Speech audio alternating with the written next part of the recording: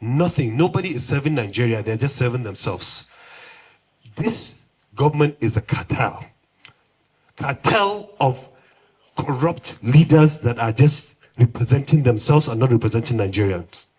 And everybody knows here, just less than 9 months into the administration, they started campaigning for 2027. It is a very sad situation that we've just at the same time. Never in the history of any country. The Accountant General Office have no funds for 2 months. First time in history. They only pay salaries. What they're doing with the money, we don't know. They will tell you that we are making more revenue than ever in history, but nothing is being funded. Head of agencies just go and drink tea and come back home.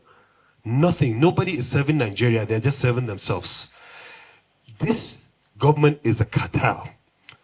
Cartel of corrupt leaders that are just representing themselves and not representing Nigerians.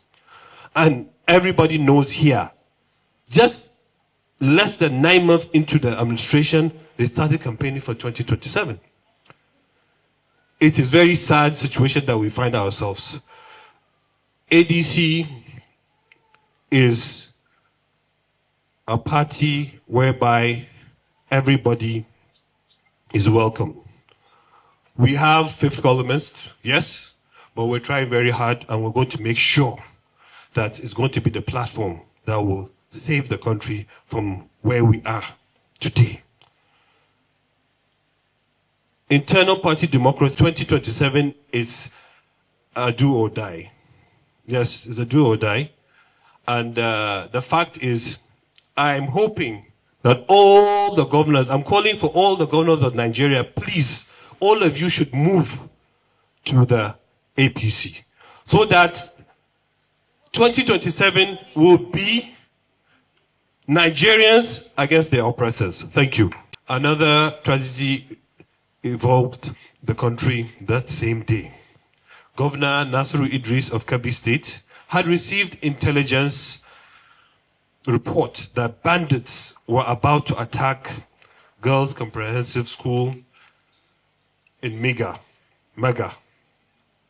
He immediately summoned a security meeting. The security agencies assured the safety of the students and said security men would be mobilized to the school. The governor recounted that the military were deployed, but they later withdrew by 3 a.m. And by 3:45 a.m., the incidents happened. 25 of students were abducted. The principal had gunshots, while the vice principal was shot dead. This was a clearly avoidable tragedy. The next day, Tuesday, November 18th, 2025, during service, bandits shot dead 3 worshippers at the Christ Apostolic Church in Kwara State. 38 other worshippers at the church were abducted, with the bandits demanding 100 million ransom each.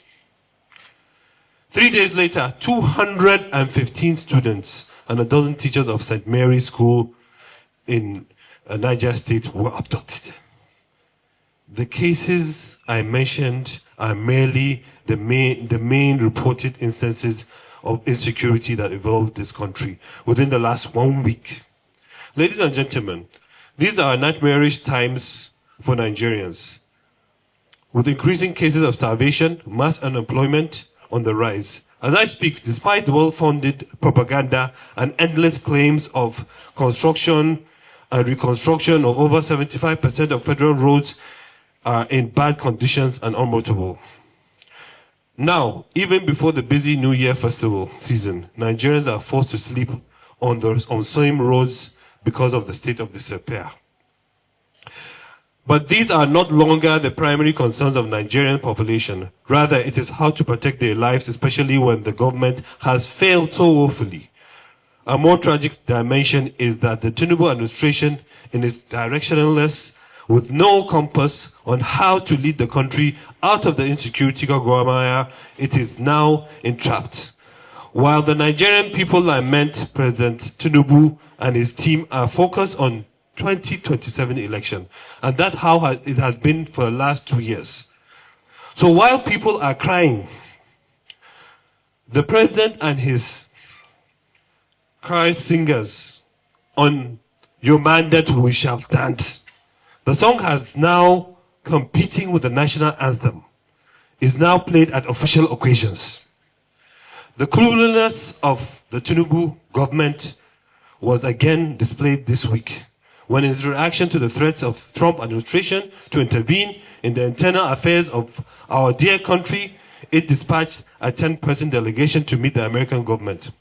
Now the issue is a diplomatic one, which requires the deployment of our best diplomats. But those are precisely the people that were absent in the delegation. The only diplomats in the team were two officials of our embassy in the United States, where, like in other parts of the world, we have no accredited ambassadors. The 8 delegates sent from Nigeria were a professional policeman, Malan Nuhu Rubadu, who is the National Security Advisor, 2 of his staff, Her Excellency Bianca Ojukwu, Minister of State for Foreign Affairs, who is not a diplomat, the Inspector General of Police, Mr. Kayode Obugutu, Attorney General of the Federation, Chief Lateef Fagbemi, the Chief of Defense Staff, and the Chief of Intelligence, Defense Intelligence. It was therefore not surprising that the US allowed the delegation to meet only the Secretary of War, since they didn't go for diplomacy. In the Pentagon, who merely reiterated the chaos of alleged Christian persecution. The delegation could neither meet the US Senate nor the Congress, nor a senator, nor a ranking congressman. It made do with a congressman who just became a congressman 2025. Yet we are a country blessed with seasoned, highly experienced, internationally acclaimed and globally connected diplomats like Chief Emeka Anyako, Professor Ibrahim Gambari, to mention a few. There are also younger and equally experienced diplomats in our foreign ministries. But the Tinubu administration, every issue requires a hammer and nail solution rather than intelligence and diplomacy. So the delegation was merely a jamboree. Generally, the Tinubu administration is like a mortuary attendant masquerading as a medical doctor. So rather than practice the medicine of prevention, treatment, and healing, it is merely counting the corpus brought to the mortuary. If the Tinubu government was patriotic, we would have suggested that it resigns and give way to a competent government that can be composed a rainbow of competent, visionary, knowledgeable, and disciplined Nigerians. But since it is like a bull in a china shop, we would need to ease it out gently. This requires a coalition of all Nigerians. The ADC as a party is willing and ready to initiate such a necessary coalition. What we are faced is matter of national emergency and survival. Thank you. Basically, this is the speech, but I would like to add a few things. ADC just came in on board, as much as the party has been 20 years old, but the coalition decided to use it, I think, June 29 this year, which is barely 4 to 5 months.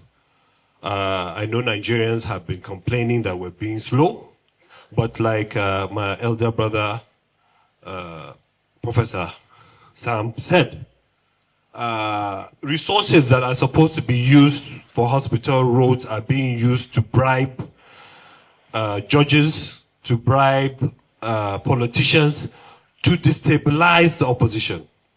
And all of us in the opposition are being threatened, not only by EFCC, IPC, ICPC, no, by thugs, and also now by FIRs. They'll tell you that you need to pay 300, 400 million for personal tax.